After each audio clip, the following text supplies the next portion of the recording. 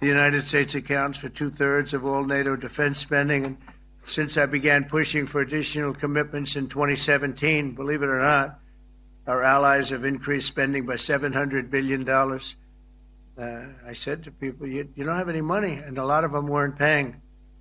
And so I started the process, and I picked it up as soon as I got back, which is 6 months ago. And following my election last November, almost all have accelerated plans to reach the 2%, 3%, 4%, and then ultimately, very quickly, 5%. And all of this is going to be done very quickly, almost immediately. You probably know this as well as I do. I'm sure they've been talking about it. It's really been a big focus. In a very historic milestone this week, the NATO allies committed to dramatically increase their defense spending to that 5% of GDP, something that no one really thought possible. And they said, you did it, sir, you did it. Well, I don't know if I did it, but I think I did.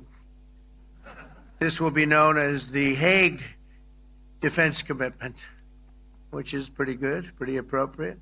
When the allies reach this number, it will add more than $1 trillion a year. Think of that, $1 trillion per year to our common defense. And this is a monument really to victory, but it's a monumental win for the United States because we were carrying much more than our fair share. It was quite unfair, actually. A statement came in from the Atomic Energy Commission of Israel, and I just wondered, this is an official letter, and they're very serious people, as you know. The devastating U.S. strike on Fordo destroyed the site's critical infrastructure and rendered the enrichment facility totally inoperable. It was devastated. We assess that the American strikes on Iran's nuclear facilities has set back Iran's ability to develop nuclear weapons for many years to come. This achievement can continue indefinitely if Iran does not get access to nuclear material, which it won't. It's so sad that that whole thing had to go. But I just want to thank our pilots. You know, they were maligned and treated very bad, demeaned by fake news CNN, which is back there, believe it or not, wasting time, nobody's watching them, so they're just wasting a lot of time, wasting my time. And the New York Times, they put out a story that, well, maybe they were hit, but it wasn't bad. Well, it was so bad that they ended the war. It ended the war. Somebody said in a certain way, you know, that it was so devastating, actually. If you look at Hiroshima, if you look at Nagasaki, you know, that ended a war too. This ended a war in a different way, but it was so devastating. You just cited Israeli intelligence on these attacks. Earlier, you said U.S. intelligence was inconclusive. Are you relying on Israeli intelligence for your assessment of the impact of the strikes? No, this is also Iran made the statement. And it's also, if you read the document that was given, that Pete can talk about if you'd like, the document said it could be very severe damage, but they didn't take that. They said it could be limited or it could be very severe. They really didn't know, other than to say it could be limited or it could be very, very severe. And you didn't choose to put that because it was very early after. Since then, we've collected additional intelligence. We've also spoken to people who have seen the site, and the site is obliterated. And we think everything nuclear is down there. They didn't take it out. What intel reports do say that everything over there was obliterated? Yeah, well, there are numerous of those reports, and they're coming out fast and furious. But the most respected ones we've already seen. And I will say that on a very confidential basis, they're looking at the reports, like numerous reports, and including people going to the site and checking the site. And they're going to be having, I guess you're going to be having over the next couple of days we're going to encapsulate it. But no, the site was obliterated, just like I said it was. Expecting some on-the-ground assessments at Fordo and other sites. Is that Israeli and U.S.? It's been obliterated, Kelly. It's been What is your message then, sir, to the intelligence community when they present reports? You're not disputing the DIA report. You're just They presented a report that wasn't finished. We're talking about something that took place 3 days ago. I understand that, sir. The report was done so 2 days ago. Wait a minute. Yes. They didn't see it. All they can do is take a guess.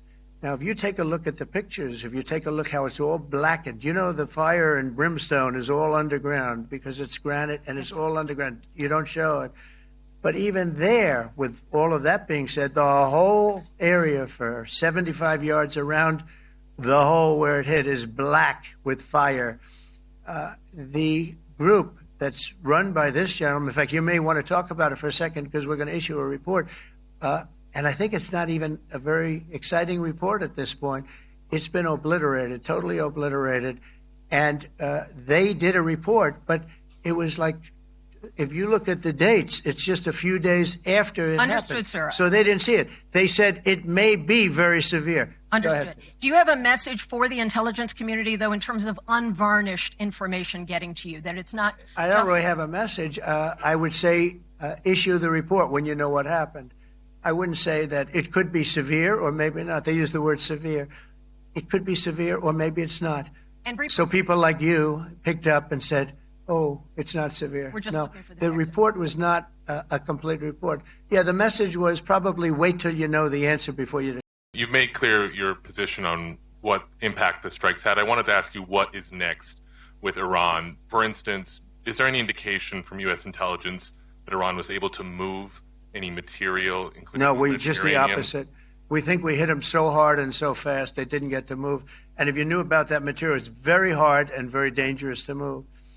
It's called in many people they call it dust, but it's very, very heavy. It's very, very hard to move. And they were way down. You know, they're 30 stories down. They're literally 30, 35 stories down underground. I think you got it all. Oh yeah, we think we think it's covered with granite, concrete, and steel.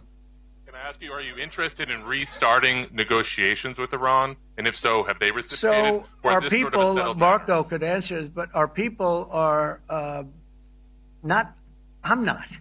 The way I look at it, they fought, the war's done, and, you know, I could get a statement that they're not going to go nuclear. We're probably going to ask for that, but they're not going to be doing it. But they're not going to be doing it anyway. They've had it. They've had it. Now, maybe someday in the future we'll want that.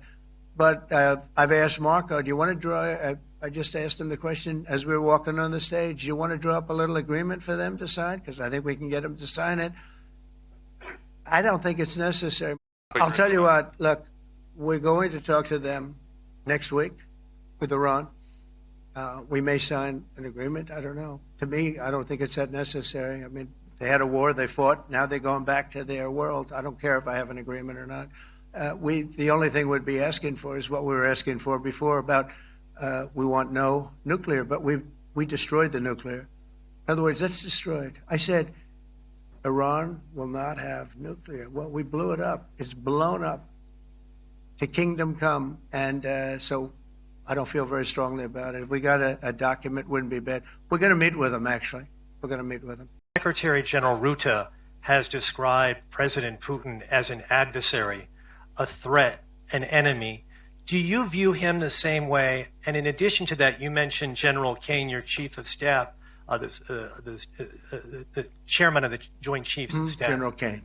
Yes. He has said that Mr. Putin has territorial ambitions beyond Ukraine. Do you view that in the same way? Possible. I mean, it's possible. I know one thing. He'd like to settle. He'd like to get out of this thing. It's a mess for him. He called the other day. He said, can I help you with Iran? I said, no, you can help me with Russia. Because, you know, in the last few weeks, we took care of India and Pakistan, Kosovo, Serbia. I think on Friday we have coming in, the Congo is coming in, and Rwanda is coming in. That was a vicious war that went on, a machete war. Heads chopped off all over Africa. They're coming in. We did 2 others in addition to that. Nobody's ever done anything like this. No, I consider him a person that's, I think, been misguided. I'm very surprised, actually. I thought we would have had that settled easy. I've settled 4 of them in the meantime. But he did call up, and he said, you know, he's close to Iran. He'd like to help us get a settlement. I said, no, you help me get a settlement with Russia. And I think we're going to be doing that, too. You were criticizing the Federal Reserve Chair before coming to this summit. Yeah, I think he's terrible. I was wondering if you've begun interviewing different candidates for the Fed pick. Yeah, I know within 3 or 4 people who are going to pick. I mean, he goes out pretty soon, fortunately, because I think he's terrible. We have no inflation. We have a tremendous economy. Hundreds of billions of dollars of tariff money is pouring in. Factories are being built because they don't want to pay the tariffs, so they're building them all over the country.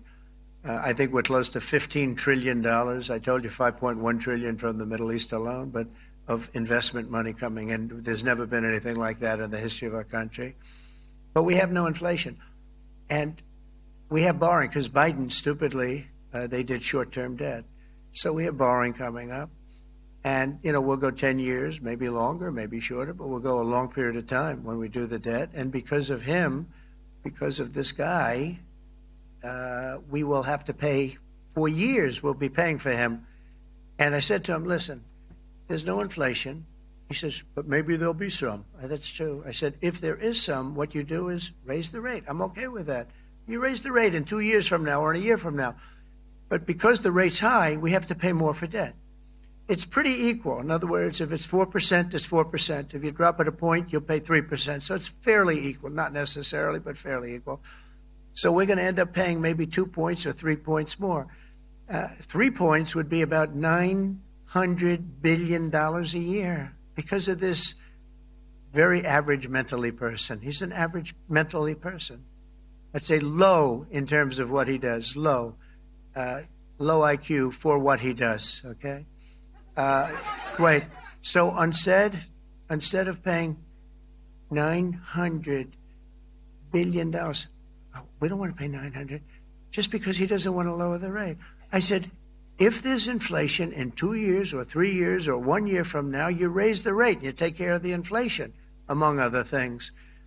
But he's probably a very political guy, I guess. I don't know. I think he's a very stupid person, actually.